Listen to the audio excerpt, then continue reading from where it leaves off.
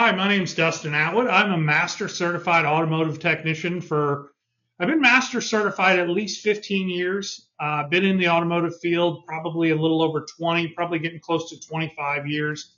I love what I do for a living still to this day. And the state of the world, I guess, is what I want to talk about today. Some of the interesting things that I'm seeing and some of the things that I hopefully maybe can avoid you from falling into some of those pitfalls. And that's really what this channel is about. It's about, some of the extra things that I do outside of work, but really focused on education and the automotive field as I see it. Now, there's a lot of other shops and technicians out there that do a really good job. And I'm grateful for that because there's times where I am learning sometimes as we go through this.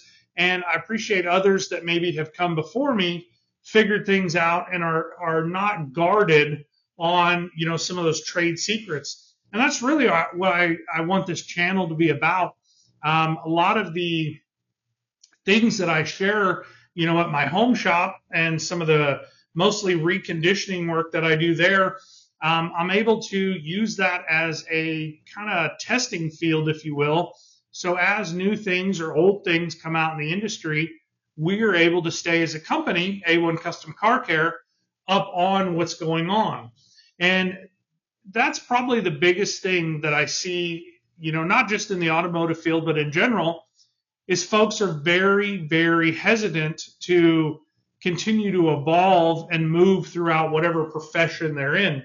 I know there's some truck drivers out there, and you guys are going through all kinds of crazy new things, and that's sometimes good and then sometimes bad as well. But you have to be able to adapt. That's really the only constant thing that I see, through the years that I've been doing this. And thankfully, I've had a company to be a part of that really invests in training and continuing the education, not just of me, but of many people throughout our company. And that's really the reason that I've stayed with A1 Custom so long, is the fact that I was not really able to stagnate. And, when I got in the industry, there's been some big time shifting events through the industry where a lot of the guys that were really good at certain technology that was on a car just dug their heels in and said, hey, I'm not going to learn this next, stage of evolution, if you will. And so, I was still working on carburetors when I got in the business. And I did a video, and there's going to be some more coming out about a 78 F250, super cool truck. And in the video, I commented that I kind of cut my teeth on that vintage of vehicle, whether it was a Ford, Chevy, Dodge, some imports back then as well. And one of the comments, and I appreciate this, I get that, was that, that vehicle was built years before I was born, and it was. 78, I wasn't born until 84, so you can do the math there. However, when a vehicle is built, it's going to be, and I don't know what the warranty was back then, maybe the first 12 months, the first year, any problems, it went back to Ford. But after that, it comes to the independent world, as well as, and I responded to this comment, those vehicles have been on the road for many, many years. And as I grew up, my dad was in the auto body world, but it was always cars is part of my childhood. And so, I had to buy vehicles that other people had given up on for as little money as possible. So I had something to drive when I was anywhere from 13 on up. And so those vehicles were really what I could afford back then, because they had gone through their farm life, a lot of them, and they had served their purpose to the farmer or the family or whoever it was. And so the first probably, well, let's just talk about my first daily driver vehicle. Pardon me. It was an 82 half-ton two-wheel drive Ford pickup F-150.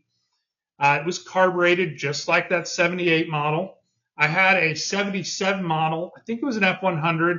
A lot of you out there know the vintage cars better than I do, to be honest. So I had I think a 77 as well. These were all two-wheel drive. This one was a step side bed. It had a 400 engine in it. So I've owned a ton of these. I had an 85 Bronco 2. I had a 78 Firebird with a 301, just a small V8 in it. And so I worked on that stuff just as a necessity. And back in the day, that's how a lot of people got into the automotive field, is you needed to figure it out. And then eventually you figured out whether you were good at it and liked it or you weren't. And then you came on up through the industry. So I've worked on these things forever. Now they're classic, more restoration style work. It's not really repair work like it was, back in the day, 20 years ago, say. These were very common vehicles now. The problem now on a lot of this stuff is it's harder to find a technician that is familiar with it, because most of those guys have hung up their wrenches a long time ago, and B, it's hard to find good quality parts, whether it's new old stock or NOS, or, aftermarket is atrocious right now. So here at A1, typically you won't see that at any of our stores unless I give the authorization on it. And that's by design, to be honest, because it's not really what we're known for. We're not a restoration shop. There still are some shops out there, but we're more of a repair facility. Now, I might take on some of this if it was the right customer in the right situation, or in this instance, it's a neighbor that's got an old truck that he asked for a little bit of help on, and I told him I'd take a look at it for him. So the other reason that I told him I'd take a look at it is it's been to several other folks, and they've gotten the runaround, and that's really what gives the industry a bad name. We don't always get wood on the ball right out of the gate, but we see it through to the end. So when I hear somebody's got the runaround, as well as we have a discussion of what their cost and expectation is, if it's a good fit for them, occasionally I will take it on, which is why I ended up with this 78 F250. But the moral of the story is that this business is changing drastically, and a lot of the people that were really good at carburetors, points, even port injected or throttle body injection, even distributors, a lot of all that, when they got to that point where it went to fuel injection, fuel control, electronic fuel control, went to gasoline direct injection, variable valve timing, displacement on demand, active fuel management, even electronic transmissions that are electrically shifted. Those people either dug their heels in and they rode it until they were, out of business, or they just got out of the business altogether. And so what mattered to me when I was looking for a shop to go to work for is I wanted a shop that wasn't going to stagnate. I wanted a shop that didn't have old broken equipment, a bunch of grouchy old guys in there that, I've done it this way forever. We're not doing anything different. And thankfully, A1 Custom Car Care has delivered in spades on that for me. And it's changed so much over the years, and it's continuing to change.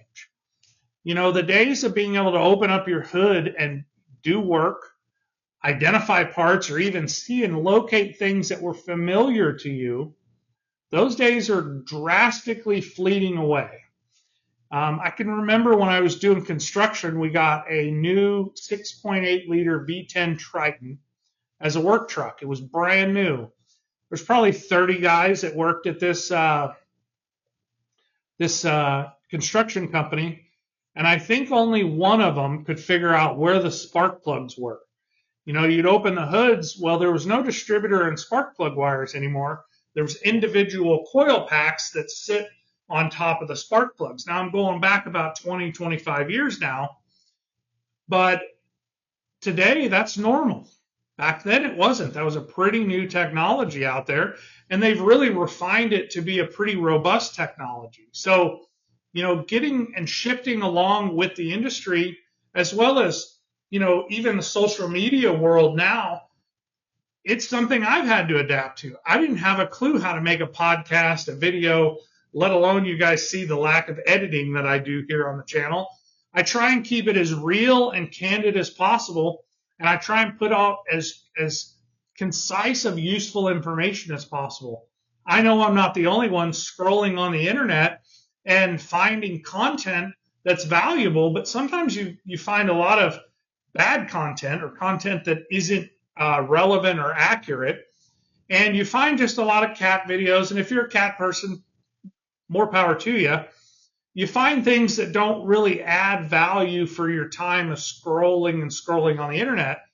What I want to do with this channel and what we've spent the last year and a half building up to is sharing real world stuff with you guys and the evolution. Now, sometimes I'll share some older videos or old technology in some of the videos, but that's still useful information. There's a lot of guys out there still running 97 Chevy pickups, 2012 Fords, some Hondas and imports. So I need to take this phone call, but I'm going to pick this back up here in a little bit. Thank you so much for getting us to 1,000 subscribers.